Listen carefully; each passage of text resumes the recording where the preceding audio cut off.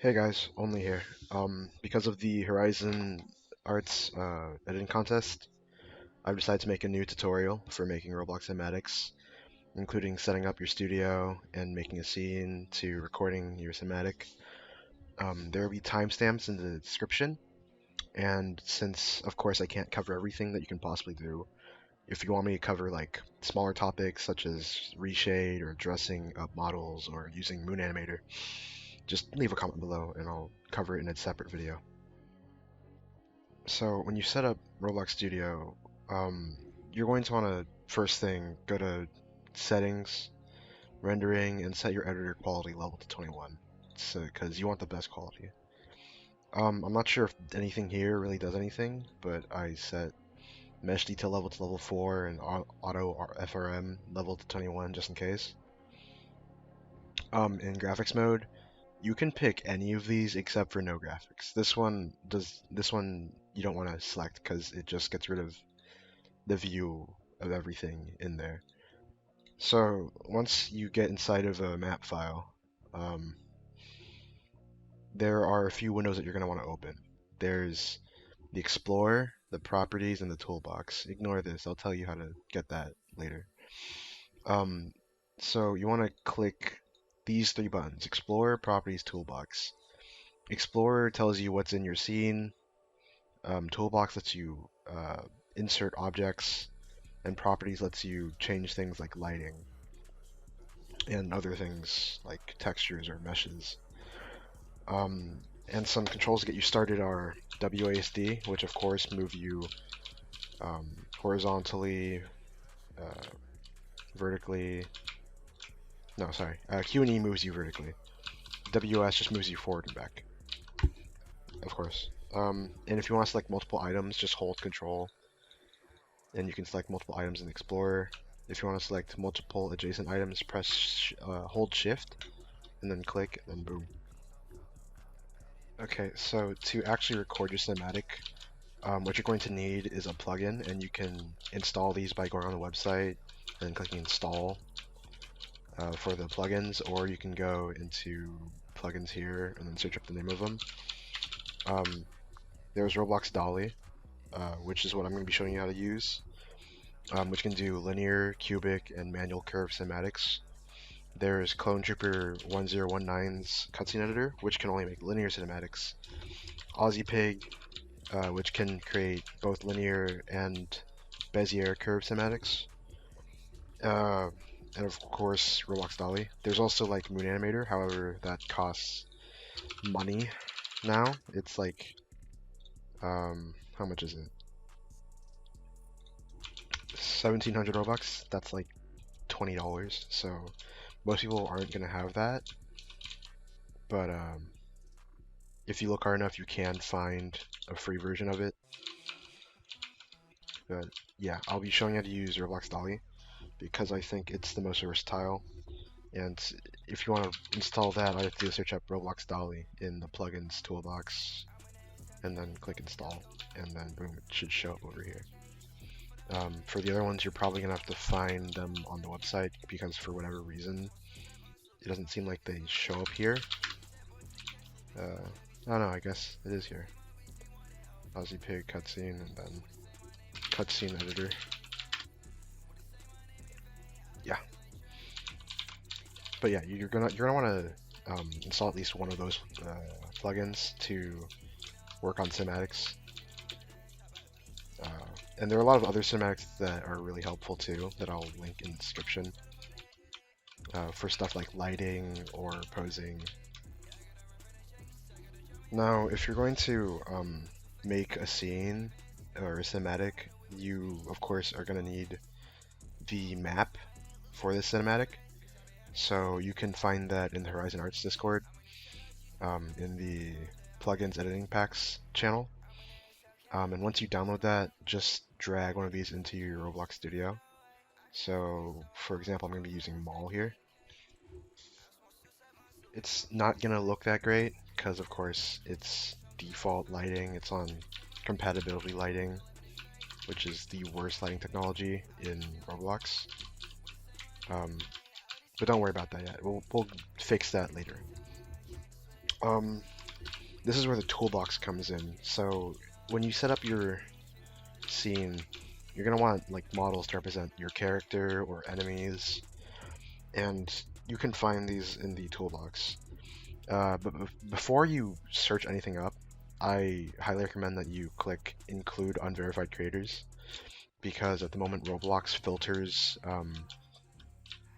models by which ones have creators who have verified their ID, because they think that it'll keep out more of the scammier virus-ridden models. However, it's not going to matter because those can only harm you if you actually run your game, which we're not going to do. So just like search up terms like soldier or operator or whatever. You can search up names of special forces teams. I'll leave a link, not a link, sorry. I'll leave the names of some that I think make for good models down in the description. And if you want to dress up your soldiers yourself, you can just like search up R6 rig or R6 or R15 rig, and then dress them up yourself using the names of people who model helmets like Whoamme, or like you can search up ACS helmets or BRM2 because people submit kits with this sort of stuff. And I'll also write a few terms that are good for that in the description below. And if you've saved any models, just go to the second tab in the toolbox and it'll show like all my models. For this case, I'm just gonna put down running soldier, and this is the model I actually made, but it'll work for this.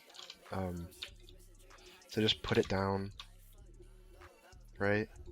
And if you want to repose it, just hold Alt and then click the body part, and then you can move it using these tools up here. Select, move, scale, rotate. I only really recommend that you use move and rotate because you're not going to want to change the size of body parts. And for like objects or like things that they're holding, you're going to want to put those inside of the body part so that it moves with them, unless you're using R15, in which case you're going to want to rig that.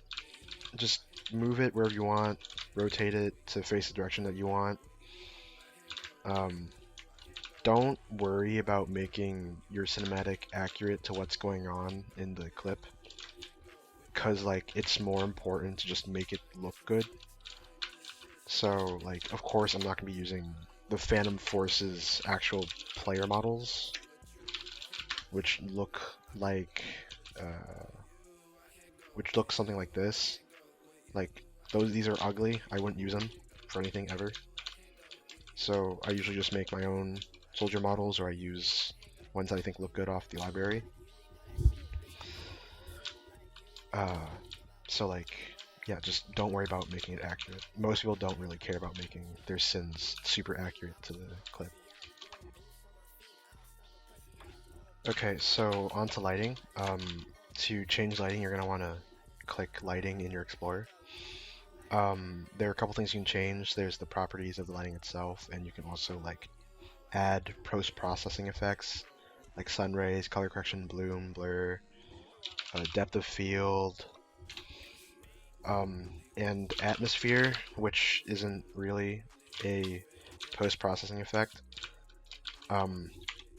But for now, let's just like concern ourselves with like the properties of lighting. There's ambient, which is the darkness of shadows, and its counterpart, outdoor ambient, which also affects the colors of shadows and the brightness of shadows or darkness of shadows.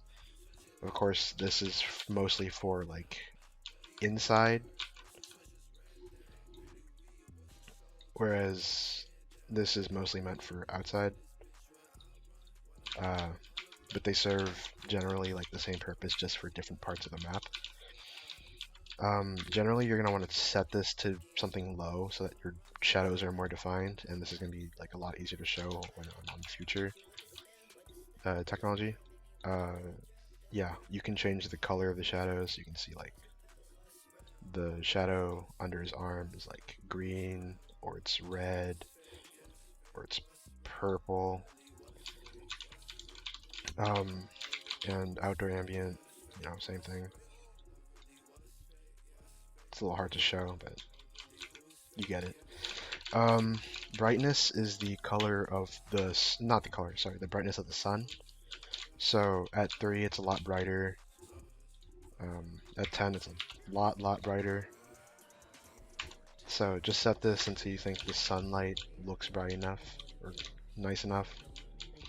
Color shift bottom does not matter on future. It only matters if you're using compatibility, shadow map, or voxel, which you probably aren't going to use ever. And it just determines like the color of faces of objects that are facing away from the sun. But what you will probably use is color shift top, which changes the color of the sunlight, because brightness does not determine that. If you want to change the color of shadows, just change the ambient and the outdoor ambient. Yeah, it doesn't really show, so sorry. Environmental diffuse scale is like how well sunlight blends with other lighting in the map. So you can see that like it's super like contrasted when it's at 0, but it's less contrasted when it's at 1. Specular scale is how well things reflect the sun. So like you can see here, light bounces and stuff. Global shadows is whether or not objects emit shadows, and this should always be turned on no matter what. Like, don't ever turn it off. I'll just set the ambient low for these because I think it'll look better. Shadow softness is, of course, how soft the shadows are. This is like, it gets really muddy at 1, and it gets super sharp. Not sharp, it gets like not as blurry at 0. However, it's not perfect, so I recommend you put this at a more, you just change it until it looks nice. And I think this might look nice, or maybe a little bit more blurred for objects like this box. Future lighting is the best lighting technology out of all of them. It has more defined lights, more defined shadows. It has like light, like these reflections. Compatibility is super muddy. You don't want to record scenes with this. There's voxel, which has better lighting than compatibility, and then there's shadow map, which is similar to voxel. However, it does have slightly more defined shadows, though it's kind of hard to show an area where that's really a noticeable change.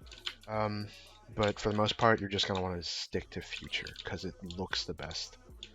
It is the most customizable. Clock time is, of course, the time of day. It's the same thing with time of day, except this is just in like numerical values. This is like in units of hours, minutes, seconds. Geographic latitude is just the position of the sun. This just determines where the sun's facing. Oh, there it is. Yeah, exposure compensation is just, brightening things up. Same sort of thing as exposure effects in Adobe After Effects. Fog is fog, so if I want it to end super close to the camera, I'll just set it to like 50. You can change the color of it. I can change where it starts, so if I wanted it to just start and stop suddenly, it can do that. If I want it to be faded out, it can do that. However, if you have the atmosphere effect in your lighting, fog will disappear because they're supposed to serve the same effect but in different ways. So this is like very similar to fog, however it affects the sky box as well, and it's a little bit more complicated. You can change the color of it, but you'd have to change haze to 1 to see it. You can change the color of it. You can change the color of the decay, though I think that only shows up if you use glare or something. I don't know. but density, how close the fog is, offset, I think, I'm not sure actually, but like glare is how bright it can be, haze is how tall it is, density is how close to the camera it is. Just fiddle with these until it looks good to you. This isn't like a good looking atmosphere setting. I'm just, you know, showing you how it works mostly. So, I don't know, maybe we'll just set these both just straight up white. And set glare to like 2. It also affects the specular, because, you know, look how much shinier this is compared to before. But, you know, it takes it away if you set specular scale to 0. So, glare 1, haze 1, density, let's make it like 2 or 3. Changes until it looks the way you like. So like the sun where I can see shadows of objects. Just, you know, just experiment with it.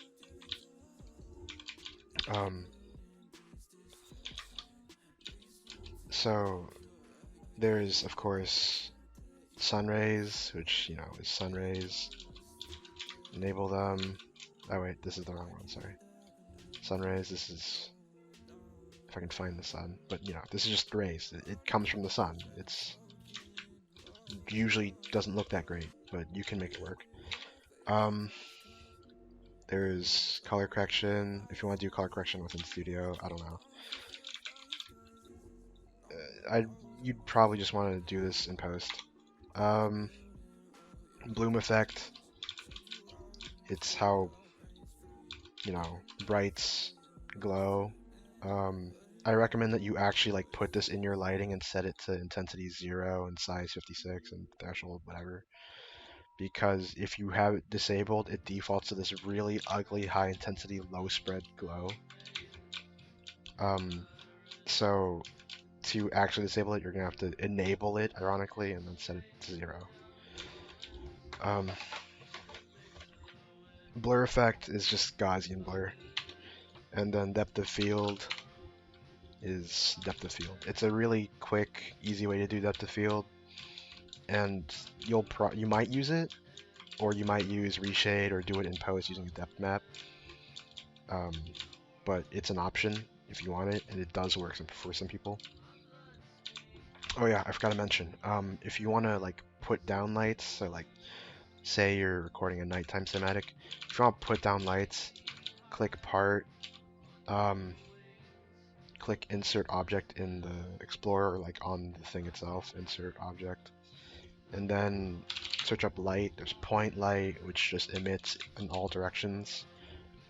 Spotlight, which emits in one specific direction, and then surface light, which emits light from a surface. You're probably going to use this one most often. There's brightness, which sets how bright the light is. There's color, which sets, you know, the color of the light. Range, which is the range of the light, and shadows. I think you should always turn this on because it gets really jarring when you don't. Like there should be a shadow there. And you should also like always set the transparency of the part to 1, so it's not like there's a floating block in your scene. And there are plugins to make this easier, like Something's lighting tool, which just places a light at your camera that already has shadows on and transparency sets in 1, and also creates a folder full of the lights in the scene already. So that's gonna be in the description. So once you're done with your like scene and like how you like the lighting and the way the setup looks, maybe I'll change this point light to be a little bit less bright, or like a little bit less range. Once you're done with that, you want to set up your camera so that you can actually record your cinematic. So to do this, I like to use this little tool here, emulation device. which lets me set the aspect ratio of my view so I can compose angles easier. I don't have to like exit out of all of these. And now to like actually start making the Campath, we'll be using Roblox Dolly in this tutorial. There will be other tutorials in the description for the other tools that you might want to use, like Cutscene Editor or AussiePig, because those tutorials have been made already. And there will also be like the official like documentation of what Roblox Dolly does, but since then there's been updates. So I'm going to show you how to do that. After the updates, in settings, there's keybinds. I'll set this to like space. Whoops. Let me do that. Set that to like space. And there's buttons for creating a point, making a playback script. However, before all that, you want to set a name for your path, because that will like actually allow you to put points down. So I'm going to set this to like cinematic 1. Name this whatever you like Death 1 or like just gibberish, just so that you know what sin you're talking about. And to create your, once you find your desired angle, just like click create point, and then it should create a point in here. So ambient pass in 1.1, and it should also show this red square. And you can also like change FOV with the slider here. So let's just delete this point and I can show you how to do this. FOV with the slider here, or like roll. This is in degrees. So, you know, this is a 45-degree roll rotation.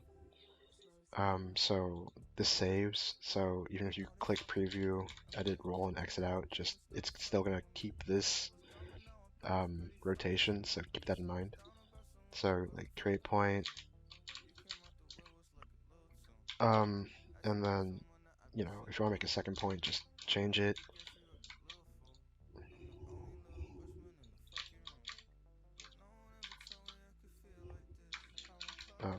This scen's gonna look like ass. I don't really care though. So you know, create your second point, and maybe like a third if you want.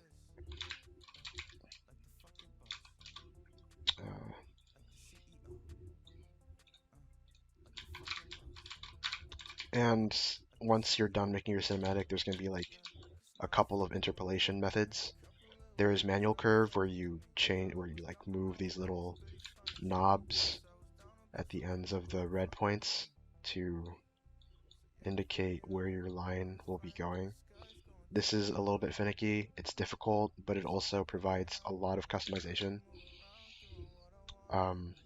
So if you can get like really good at this, sorry, I just moved the entire map by accident. If you can get like good at this, you can probably make some really crazy cinematics. But of course, that's probably not going to be the best path if you're starting out, because there's a lot of things to consider, like rotation. Like it's weird here because you know you have to also change the rotation of these little knobs. Because these little lines will show you where your camera's facing. So you know, just fidget with it, figure out how you can make your sin look better if you're going to use this. But probably if you want a smooth sin, the easier path is just go with cubic curve, where it will decide that for you. So, you know, this looks like ass. Don't, it's whatever. And then there's the easiest one. There's, oh yeah, in here it's the weakness is that like you can't entirely control where your camera's going to be because the computer does that calculation for you. But the easiest one is linear because it's literally just a straight line between the points. So, you know exactly what you're getting for the most part. So, you know, just point A to B, point B to C, no interpolation. Try using all of these. They're all very useful. And if you need to like change your settings in terms of rotation and FOV, just open it up in MVM paths, Sin1 points, and then set FOV, field of view, roll, how many degrees the camera is rotated, negative values for left, positive values for right, tween time. This is how long it takes to get to the next point. So since it's 2.5, it will take 2.5 seconds to get to point 2. 2.5 to get to get from point 2 to point 3, and you can change these up so it takes different amount of time between points if you need to sync up animations to it.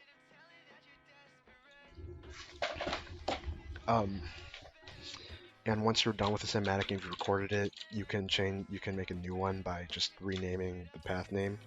So Sin2. Create point.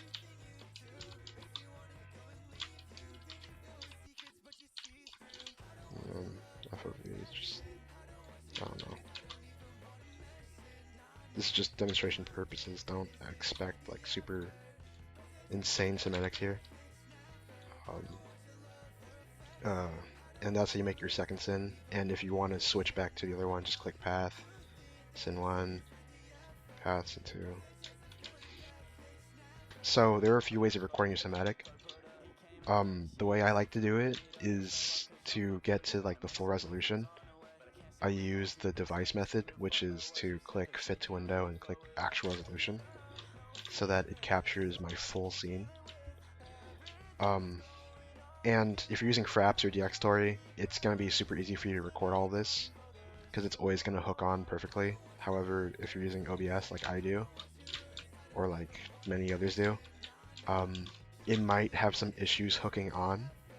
And if for whatever reason you can't make it hook on at all, you have a second option, which is closing out of every window and minimizing everything that you can. So, click Toolbox, click Close, Properties Close, Roblox Dolly Close, Explorer Close, and you want to click this button up here.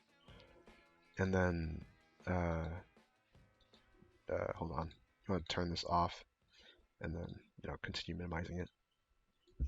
And this is as close as you're going to get to full resolution. However, if you are able to hook correctly, it's a lot easier to just set this to actual resolution, because you don't have to exit out of anything and open the windows back up after you're done.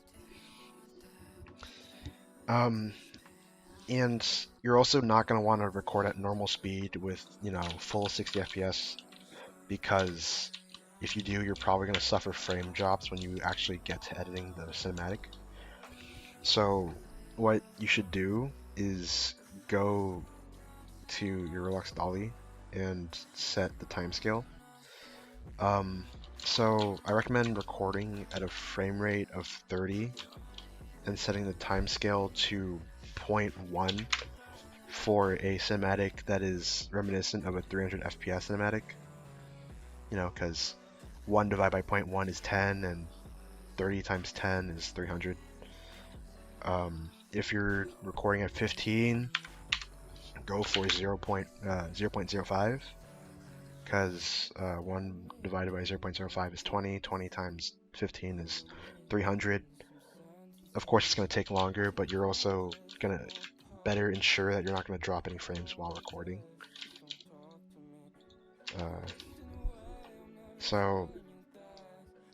Once you're done recording recording with your recording software, and you get the file, you can either VDub it if you're using Vegas, so that it'll show up as whatever FPS you want it to in Vegas, or you can just use interpret footage, which will not create a new video file, and you can just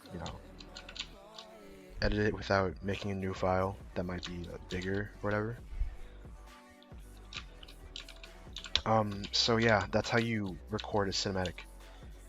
It's not super hard, it's super customizable, it's super fun, in my opinion. You get a lot of control over the lighting. I can just place them down wherever. You get a lot of control over your camera path. You get 3 different options for interpolating it. So yeah, happy editing. Good luck with the contest, guys.